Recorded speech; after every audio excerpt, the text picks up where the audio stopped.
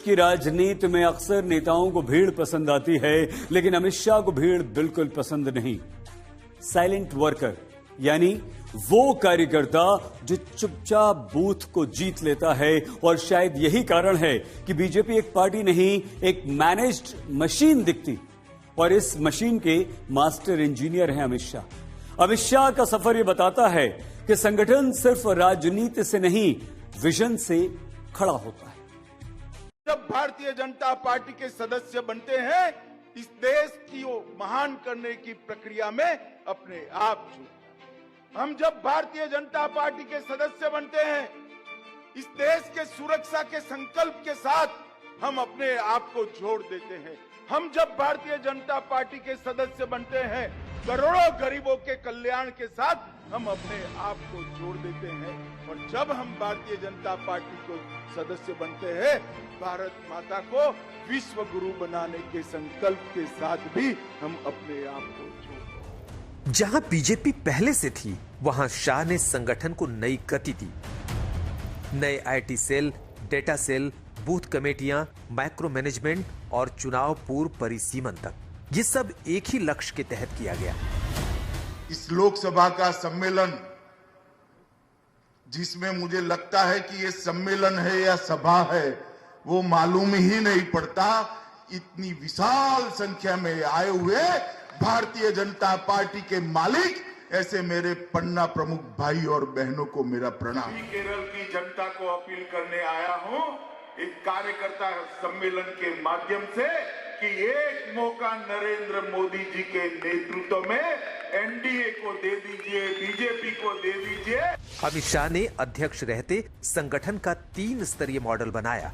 Booth समिति, पन्ना प्रमुख, मंडल समिति।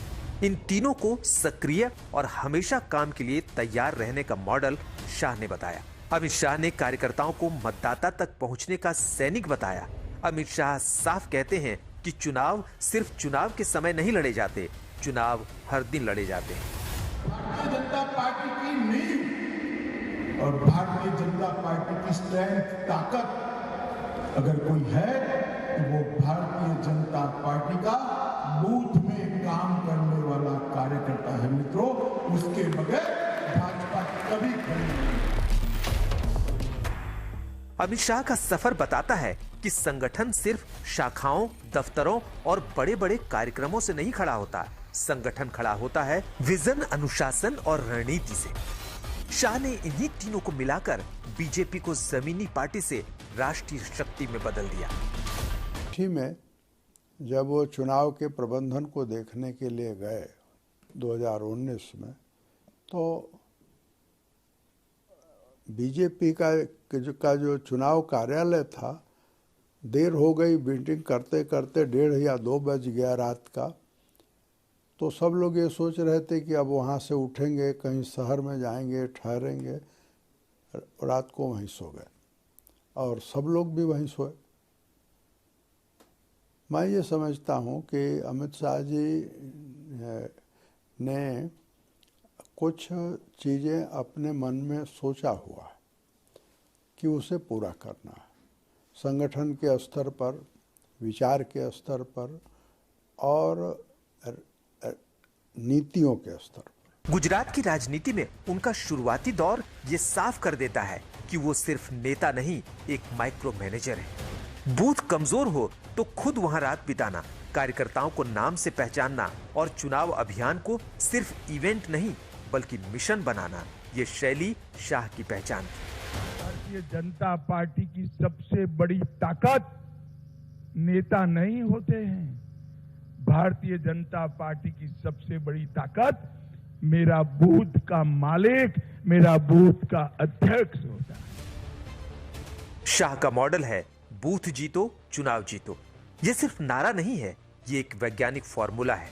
शाह ने हर विधानसभा, हर वार्ड, हर बूथ को युद्ध के मोर्चे की तरह तैयार किया। बीजेपी की बैठकों में उनका एक ही मंत्र होता है, कितनी भी बड़ी सभा कर लो, जीत बूथ से ही मिलती है। यही सोच उन्हें लाखों कार्यकर्ताओं के बीच भरोसे का केंद्र बनाती है। हर विधानसभा तक जो केंद्र सरकार की योजनाएं हैं, राज्य सरकार की योजनाएं हैं, उसको लेकर वाहन पहुंचने वाले हैं। आने वाले दिनों में हम सब उत्साहित हैं, चाव से भरे हुए हैं।